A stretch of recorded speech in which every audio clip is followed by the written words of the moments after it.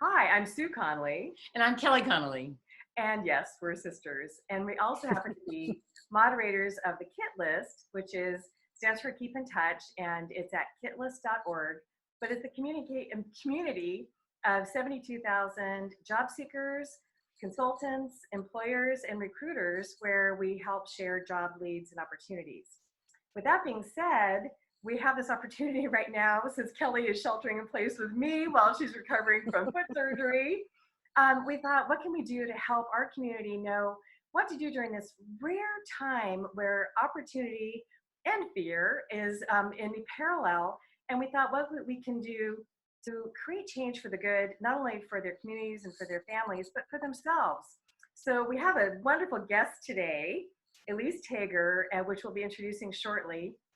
But I wanted to give you a little bit of background about her. I've known her through a professional organization for years. And Elyse talks mostly about entrepreneurship and how to take our talents, what we have now or what we're developing, and think about ourselves as our own entrepreneurs. And captains of your own ship. Because Yes. right now, Yeah. if you're a full-time person, everyone's job is at risk right now. Mhm. Kelly and I are both solopreneurs. We have, the one person companies. I'm a marketing consultant. Kelly has a graphic design business in San Francisco. And we realized that we have many, many clients, many friends who are losing their jobs or they're worried about losing their jobs, or people on the Kit List who have, they're in between gigs, as I like to say. And this is a remarkable opportunity now because, first of all, if you haven't considered your own business yet, I say jump on in, the water's fine, because there is no security in the world, and you can get let go or laid off at the drop of a hat. Time is changing, and it's changed now drastically, but it's always changing. Yes. So, and as we look at our years of our careers and our work life, it should change. It's always should be refreshed and something, and think about something new, do something new, pivot, make a difference, make it new.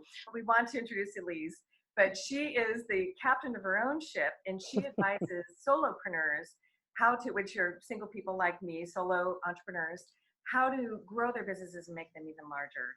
And what we'll be addressing today is for people who have a permanent job and but have a nascent idea that they want to explore. And so we'll address both of these audiences.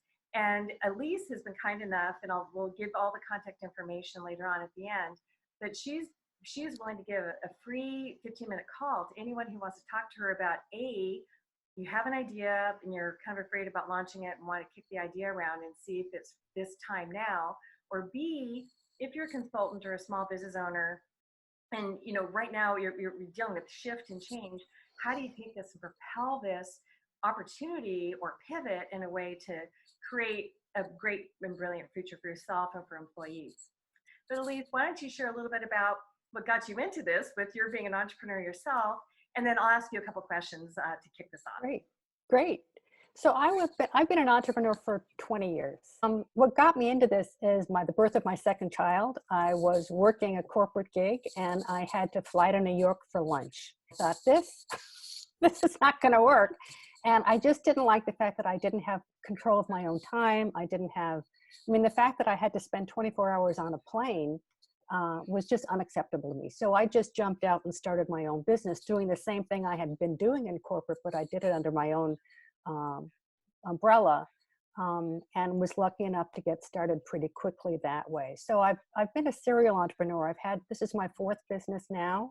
And it's my passion. It's not for everybody, but I think for people who are self-directed and who really want to take control of their lives. And this is the perfect example about how not having control of your own life can be super detrimental.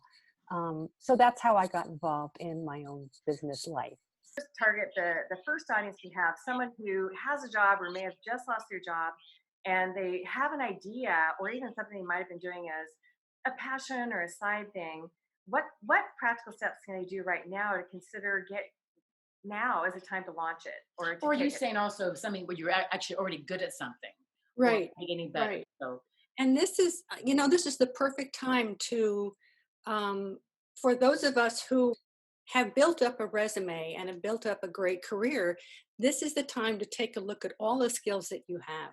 and not discount anything. You know, everything from being a camp counselor to being, a VP at Cisco, got a lot to pull from. And what I usually do with clients who are just starting up is to start two places. One is, what's the job? What is the ideal life that you want to be leading? You know, do you want to be traveling? Do you want to be working 5 days a week? What do you want your life to work with? And then what do you have to work with? What are the skills? What are the passions that you want to bring to the table, so that you're crafting this direction that makes sense for you, as opposed to just falling back on the kinds of jobs that you've gotten in the past, if that makes sense. So it's funny because I just started a new course. I do both courses and programs and one-to-one coaching with clients. And I just started a new one called First Things First, The Art of the Pivot. And that is for people who are in just this situation, who are really going to have to take a look and decide what they want to pivot to. How do they want to pivot? What would a pivot look like? You know, outside of just going and finding another job, what would that look like? So those are the two areas where I start. What is your dream look? That sounds so airy-fairy. What does your ideal life look like? And what do you have to bring to the table? And then we start working from there. And also, Elyse, isn't there something where, things that you might have been done or that people might be doing in their spare time, where it might be some creative outlet. People are selling things on Etsy and, getting really busy right now. Right. Or maybe some volunteer effort that you're doing, where there might be a way to do that where you work with a nonprofit instead of working in the corporate enterprise section. Right. So, Right. there are not, and can you give us a couple examples of what some people have done where they did do a pivot? Because right now is the time to pivot, because the ground is shifting underneath us right now. Yeah. And although it is an uncertain time, it's also a time of much anticipation. So what can people do to consider some of the things for the pivot? And also knowing that really anybody can do this. Well, a couple of things to keep in mind. One is that we have online capabilities now that we couldn't even think about 2 years, 5 years, 10 years ago. I mean, starting up a business online is so easy and so cheap that anybody can get started with this. And for people who don't have, anybody can teach a course, taking your own expertise and putting out a course that you can teach, where you can teach others to do this, is the simplest thing on the planet. Again, you're using Zoom, use Zoom to record 4 videos, put that up on Vimeo or on Zoom, charge for it, and you've got yourself a business started. So you don't have to overthink this. Anybody can do this and get started. Actually, Zoom is a great way to record something. We're actually recording our meeting right now on Zoom. And then we do a little iMovie recording editing after, and then we upload it onto YouTube. So you can do the very same thing. It's actually quite easy if we can do it. And we're learning to edit things too. So you're not getting all the stuff we're showing. Yep, good thing for editing. So the key is just to take that first step. I think so many times we kind of hover with our foot up going like, okay, but I need to do this, this, and this first. Having someone who can help walk you through it, whether you have someone that you bring on professionally like you, or you have an accountability buddy like, Kelly, well, Yep. I need to do things, is someone who can gently nag you and encourage you to do those things that I would much rather procrastinate. And also, on. not everyone thinks they have an actual entrepreneurial spirit in them, but really you can't. Yeah. We don't. It just happens. But the fact that we've all been employed, we've all taken care of ourselves, we have homes, lives, families, we've paid for things, we've done this, and we have quite a good track record if we look behind us. So with that, we can take some of these things and put it into something that's a little different from being employed to as our own businesses. So Elyse, this is what we want to hear from you. What are these ways to do this? One of my clients is a fine arts photographer and had built up quite, she was showing in galleries, and that business just absolutely fell apart. And so what she did very quickly is she started reaching out to her network, and she started putting her, contacting stagers, real estate stagers, and saying, if you need to stage a house, I have the artwork for you. And here's the price per X number of hours that you have access to this. She started quickly building up a nice following of people who want to access this piece of her now business. And this again is something that she just did on the fly. She did it quickly. She had no idea where it was going to go. It was not a part of her business model. Now it's going to be a nice revenue stream when she does go back to being able to sell her fine art in galleries. So that's one idea. Great pivot concept where she had to think way outside the box, because that's what's being called for now, is thinking way outside the box. The other is just another friend who started teaching what she knew. So she ran a fitness gym. We all know what's happening with gyms now. And so she had built she had quite a great gym going, quite a heavily trafficked gym. And she started doing her gym activities online through Zoom, through on YouTube, and she's charging for her 6-week classes. And she's pivoted very nicely there. So And that has the potential to grow tremendously. Because absolutely. And that's the beauty of this, is that in this area that we're in, or in this cocoon that we're in right now, I think a lot of people will be discovering pivots, new directions, new revenue streams that they never would have thought of before. well, and also the fact that everybody's now working from home, those of us are kind of used to doing it already. It also opens up the way that people are now used to using services online from home too. So that's exactly it. When also you can get to subscription model or something along those lines, it can really take off, because it's not only just if you previously jobs are being limited to where you could be physically. Now the world is basically open to you, and you have people who can follow you and become your customers or clients by affinity. Yeah.